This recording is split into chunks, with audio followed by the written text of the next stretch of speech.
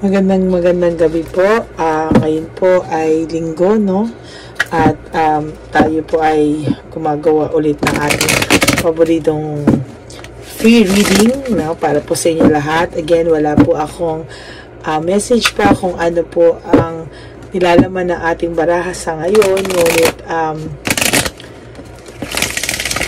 atin pong malalaman. So, ako po ay naggagawa na ng mga videos in advance para po, meron na po tayong ma-upload para sa inyo, no? Kasi busy po ako sa mga personal readings. At least pag may time po ako, gumagawa agad ako ng videos at para kung magre-resonate po sa inyo at maging gabay nyo po, ano? Ayan. So, mag-start po tayo, no?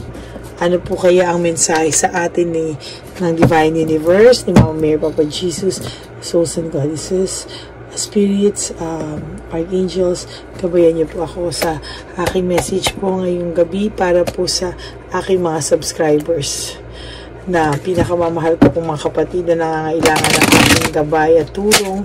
At alam ko po napakalakas ng energy ng mga taong ito sa ngayon dahil sumasabog po ang ating baraha. So, ayan. So, simulan na po natin. Thank you. Amen. Distraction, boredom, loss, separation, sharing, generosity and charity, materialism, conflict, rivalry, competition, entrapment, lack of direction, selfishness,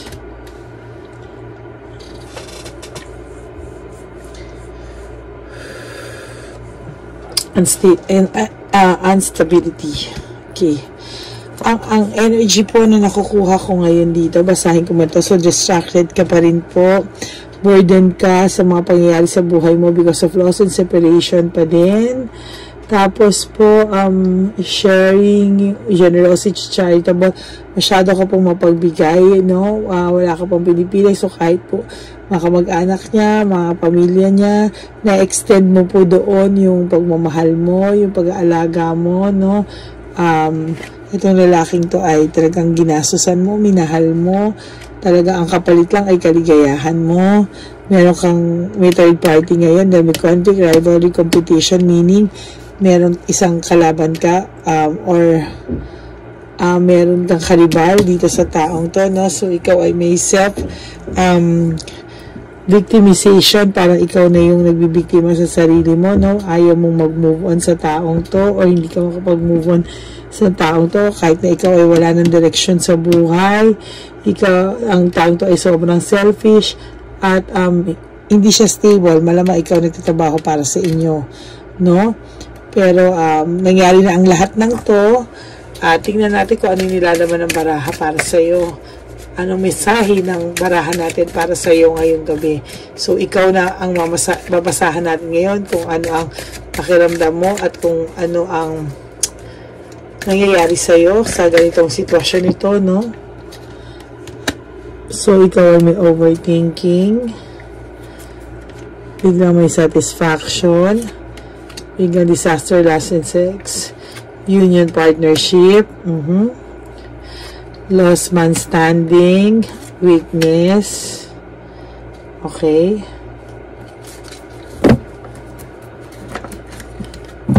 Tingnan ko lang po, ha? Ano sinasabi ng card pagkatapos natin pasahin itong nangyari, no? Sa inyo. At anong ang binasa natin kanina, no? Sa pamamagitan ng 8 barahang lumabas. Reversal, failure, immaturity, anger, and passion. Wow.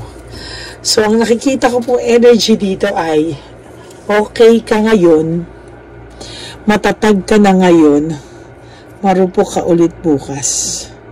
So, matatag ka ngayon, marupok ka bukas, meaning it's a roller coaster ride for you.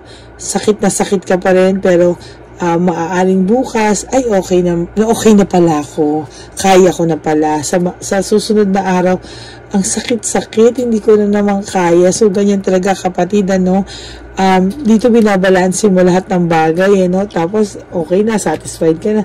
Tapos, hindi pa rin na naman, may problema na naman. Tapos, ito, ini-imagine mo na yung, okay na kayo, nagbago na siya, unity, partnership. Tapos, magtutulungan na kayo sa buhay, hindi lang ikaw yung magtatrabaho para sa inyo. Okay na sana lahat, no? Pero biglang may lost man standing, weaknesses, reversal, or failure, immaturity. Tapos, itong isang lalaki na may anger management din, ano? So, ikaw, inaisip mo, ay, ngayon, okay na ako. Tapos, bukas, namimiss ko na naman siya. Tapos, bukas, parang kaya ko na nang wala siya. The next day, tingin ka ng tingin sa cellphone mo kung tumawag, kung may message, kung may text, kahit alam mong hindi na siya magpaparamdam sa ngayon sa'yo. So, it's a roller coaster, dear. Roller coaster yung buhay mo dito sa taong to. This is a very toxic relationship. Kinakain ito yung energy mo. Wala ka nang ginawa sa buong araw kung hindi mag-isip tungkol dito sa home conflicts nyo or dito sa lack of support, tapos ikaw lahat, tapos ng babae pa. So, ang dami mong difficulties na tinitiis at dinadanas na, ang daming sacrifices, kanya. Tapos, dito sa pagiging hard work and responsibility, ikaw to, no? So, parang ikaw pa yung lalaki or ikaw yung padre di pamilya, parang gano'n. Ano? Tapos, kung sa babae naman, yung lalaki na nanonood sa babae naman, wala nang ginawa to kung di magpasarap sa buhay or sa bahay lang siya. Pero hindi naman siya naglilinis, hindi naman siya kung ano man, kung paano mo siya dinala ng umaga, natutulog, sa gabi, gano'n pa rin yung itsura niya. Yung iba sa inyo, nag-iisip pa, barangay, paligal, pero hindi po kailangan. Tapos cold yung heart niya sa'yo. One day he's cold, one day sweet, one day cold. So, nag-start na po yan, ano? May happy surprise ka daw pong naghihintay sa'yo, the dreamer. New opportunities, pag natapos mo po lahat yan, hindi na po ikaw okay ngayon, bukas hindi, okay ngayon, bukas hindi. Then, all the blessings will come your way. Pwedeng, sa lahat ng gusto niyo po sa buhay. Pero ngayon po kasi may humaharang pa, no? So, yung energy niyo medyo kakaiba pa. Reward fruit of labor. Ayan. So, rejection. Talagang halo siya eh. Parang, ayun, no? Teka, may nakikita ko. So, kung asan man to ngayon sa relasyon niya, hindi ka pa rin niya po nakakalimutan. Sa totoo lang. Pero hanggang ganun lang po, hindi naman po ito marunong masyadong ayun o. Anxiety rin po siya. Sana nagpipray siya na huwag kang makamove on. Hintay mo lang siya.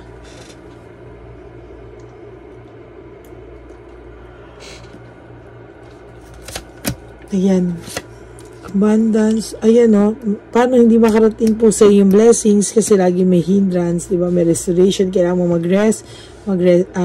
Bigyan ka mga restoration ng buhay mo.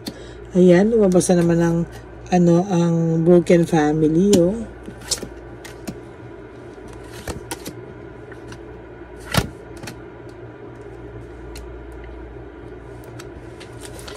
Ito, ambition and desire. So, may ambition din tong lalaking to. Kaya ganito to eh. May something dito, no?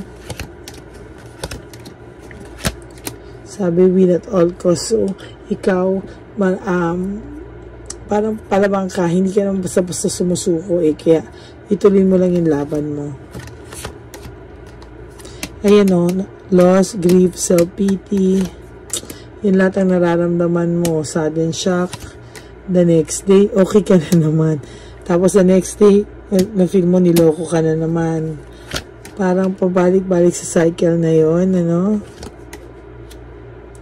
Meron ka rin, gulong-gulo ka rin sa isip mo ngayon. As in, gulong-gulo ka rin sa isip mo. May heartbreak, oh. Sabi sa'yo, iba tong anong to eh. Parang, nafe-feel ko sa energy niya na may heartbreak din siya. Pero at the same time, he's making a hard time deciding for himself. No? Parang pang may nakabantay dito eh. Parang, disconnected siya sa iyo ngayon. Pero for some of you, maniwala ka sa akin, kukontak sa ito one of these days. I-gossip, no? Hindi, I mean, oo, sinag one of these days. Pero hindi natin alam yung timing, no? Kasi inisip nito, pagka wala na lahat ng nangyari, babalikan kanya para may taga-alaga siya sa pagtanda niya. Although, syempre gusto niya rin naman yung komportable siya sa ano, so meaning, komportable itong taong to sa'yo. Kaya ganun, ayaw kanyang makamove on sa kanya kasi gusto niya, meron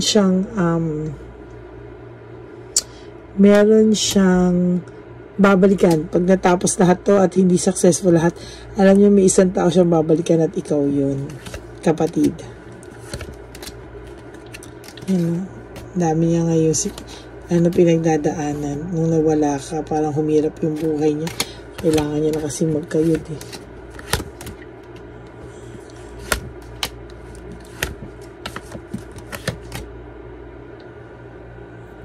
Yan. At itong taong to may galit din sa ito. Hindi niya lang ikaw naman, ikaw na nga naloko, ikaw pa may galit. Nagkaroon din siya ng depression. Madala rin siya sa mga chismis. Pero don't you worry, tahimik lang naman siya. Sa ngayon, tahimik lang siya sa ngayon.